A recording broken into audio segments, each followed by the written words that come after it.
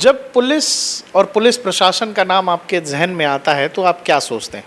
हापुड़ की एक कहानी आपके तक आई होगी कि एसपी साहब थाने पहुंच गए और फिर वहां जो दो सिपाही किसी ट्रक वाले को परेशान कर रहे थे, वो कहानी हम खुद सर से ही समझ लेंगे। लेकिन जब प्रशासन में कोई इस तरह का आईपीएस बैठता है पुलिस महकमे में, तो पूरे समाज में, पूरे शहर में एक संदेश जाता है। और संदेश केवल शहर या जिले तक सीमित नहीं रहता है। जो लोग अब आईपीएस बनने का सपना देख रहे होंगे, पढ़ रहे होंगे, या देश में और भी जो बच्चे होंगे, उन तक एक सार्थक कहानी जाती है कि कल को जब आप एक उचित कुर्सी पर बैठें तो समाज और देश के लिए क्या कर सकते हैं। हमारे साथ हापुड़ एसपी अभिषेक वर्मा सर हैं। सर नमस्कार। सर पहले तो हमको ये बताइए कि ये पूरी कहानी जो तमाम अखबारों और न्यूज़ चैनलों पे चल रही है, ये असल हुआ क्या था? देखिए, मुझे एक फ़ोन कॉल आया था, अपने ऑफिस में था तो उस समय एक फ़ोन कॉल आया। एक ट्रक ड्राइवर बोल रहे थे, उनका ये कहना था कि सर हमारे ट्रक का एक्सीडेंट हो गया है और मेरे ट्रक का टायर पंचर था, पीछे से एक गाड़ी ने टक्कर मार दी है। तो 2 पुलिस वाले मेरे ट्रक और उस बस को लेकर के चौकी पे चले गए हैं। मेरा उसमें काफ़ी ऐसा सामान है जो ख़राब हो सकता है, उसको समय से अगर हम नहीं पहुँचाए और मेरा पूरा नुकसान हो जाएगा। मैं कर्नाटका से ट्रक लेके निकला हूँ, मुझे मुरादाबाद तक जाना है, शायद उसमें नारियल भरा हुआ था।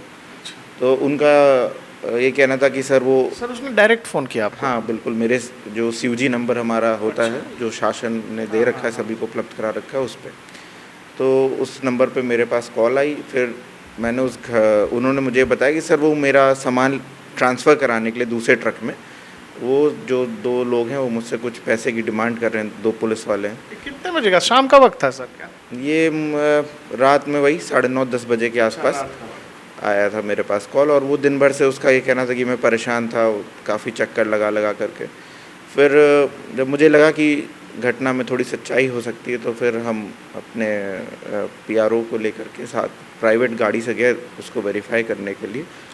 वो जो सज्जन थे, उन्होंने पूरी कॉल रिकॉर्डिंग सुनाई, सारी चीज़ें दिखाई कि सर ऐसे ऐसे वो लोग मुझसे पैसे डिमांड कर रहे हो, मेरा क्या दोष है इसमें, और वो जो नारियल है बस मुझे उसको ट्रांसफ़र करना है दूसरे ट्रक में, बाकी आप मेरा ट्रक रख लीजिए, मेरे ड्राइवर को बंद कर दीजिए, एफआईआर लिख दीजिए यदि मेरे से एक्सीडेंट हुआ हो तो मुझे लगा ठीक बात है, इसको परेशान कर रहे हैं। तो उसी को वेरीफाई किया, मैं साथ में उन व्यक्ति के साथ गया और उस चौकी पे मैं बाहर खड़ा था और वो अंदर थे। मैं सारी चीज़ें देख रहा था, वो कैसे उनसे गलत तरीके से डिमांड की जा रही थी। फिर जब ये लगा मुझे कि गलत हो रहा है, तो फिर मैंने उनके ऊपर एक्शन लिया। सर एक चीज़, जैसे पुलिस का नाम आते हैं या पुलिस तक जाने से अब भी जो है समाज में लोग काफ़ी घबराते हैं, या उनको एक संदेह होता है कि जाएंगे कैसा एक्शन होगा, नहीं होगा। लेकिन जब आप जैसा कोई ऑफिसर इस कुर्सी पर आता है और ऐसा भरोसा जब समाज में जाता है, तो इसको आपको लगता है कि और भी बृहद तौर पर समाज में जाना चाहिए कि जो भी पुलिस महकमे में लोग हैं उनको ऐसी चीज़ों से बचना चाहिए? क्योंकि एक घटना थी, आप तक आ गई, लेकिन ऐसी कई और बातें होती होंगी, शायद आप तक लोग पहुंच ही नहीं पाते हों। देखिए, जो हमारा पुलिस विभाग है, मैं ये कह सकता हूँ हमारे 99.99% व्यक्ति सही हैं और हमें पता है कि वो जो हमारे पुलिसकर्मी बहुत विषम परिस्थितियों में काम करते हैं, उनको कभी कभार छुट्टी भी नहीं मिलती, घर नहीं जा पाते हैं, चाहे त्यौहार हो, चाहे कोई बड़ा ओकेजन हो, पुलिस वाला आपको हमेशा सड़क पे मिलता है ड्यूटी करते हुए। लेकिन जैसा कि हर विभाग में, पुलिस विभाग में भी कुछ ऐसे 1-2% लोग खराब होते हैं जो अपने निजी स्वार्थ के लिए जनता के साथ खिलवाड़ करते हैं। और मुझे लगता है कि समय रहते हुए हमें ऐसे सभी लोगों के ऊपर कार्रवाई ज़रूर करनी चाहिए। इससे एक तो हमारे विभाग के ऊपर विश्वास बना रहता है, साथ ही जो ऐसे ख़राब लोग हैं उनको सिस्टम से बाहर करने की ज़रूरत है। सर आपसे जुड़े हुए बहुत हमने किस्से सुने, किस्से ऑपरेशन लंगड़ा के, फिर ये वाली कहानी, और भी ज़िलों में जो आपकी पोस्टिंग हुई। तो मैंने बहुत सारे अधिकारियों से, हम लोग बात करते रहते हैं, मिलते रहते हैं, एक पॉजिटिव वाइब जिस आदमी को देख करके आए समाज में, जैसे मैं भी मिल रहा हूँ तो जैसे लग रहा है हाँ ऑफिसर हो तो ऐसा हो। तो ये जो मोटिवेशन है आपका, ये कैसे रखते हैं और कैसे खुद को इतना अटेंटिव रखते हैं कि किसी का फ़ोन आया तो आप मौके पर भी जाते हैं? सबसे इसमें ज़रूरी है, जो हमारी ट्रेनिंग का भी पार्ट है, जो भी पब्लिक सर्विस में आते हैं, जितने भी ऑफिसर्स हैं, अपार्ट कोई भी सर्विस के हों, सबसे पहले हम लोग को ये सिखाया जाता है कि जो भी कंप्लेनेंट आया है, आप मतलब उसकी जगह अपने आप को रख कर के देखिए कि उसको क्या परेशानी हो रही है। तो सभी केसेस में तो पॉसिबल नहीं है, क्योंकि बहुत सारे हमारे पास दिन भर में कंप्लेंट्स आती हैं, बट 1-2 केसेस हमें ज़रूर दिन में ऐसे आइडेंटिफाई करने चाहिए जिस पे हम एक बार देखें कि हाँ गंभीरता से उस पे काम किया जाए, और क्या पता इसके साथ सही में गलत हो रहा हो, बहुत ज़्यादा गलत हो रहा हो। तो जब भी कोई कंप्लेनेंट आता है हमारी कोशिश ये रहती है कि उसके जगह जा कर के हम देखें कि उसको क्या फ़ील हो रहा होगा, और जब भी हम ऐसा करते हैं तो हमें लगता है हम सही तरीके से अपनी ड्यूटी कर पाएंगे। सर आपने जो ऑपरेशन लंगड़ा चलाया था ना, उसके चर्चे अब तक हैं, अब भी कहानियाँ छपती हैं डिजिटल मीडिया में, तो कई कहानियाँ मैंने देखी है, लोगों ने लिखा है, चलाया, हमने भी चलाया। तो उसके बारे में ज़रा बताइए, वो थॉट कैसे आया कि इसको करना चाहिए? नहीं, ऐसा तो कोई ऑपरेशन लंगड़ा नहीं, बट जो भी खराब व्यक्ति हैं, खराब लोग हैं सोसाइटी में, जो भी खराब काम करेंगे उनके खिलाफ हमारे पास अभी प्रावधान मौजूद है, और उन सबके खिलाफ दंडात्मक कार्रवाई हम जरूर अमल में लाते हैं। अच्छा, जब अभिषेक सर से मैं मिला तो अभिषेक सर बहुत सौम्य लगते हैं, दिखने में काफ़ी सॉफ्ट लगते हैं, लेकिन अपराधियों के लिए सर का क्या सिस्टम है वो सर बताएंगे। सर इतने ही सॉफ्ट रहते हैं क्या अपराधियों से?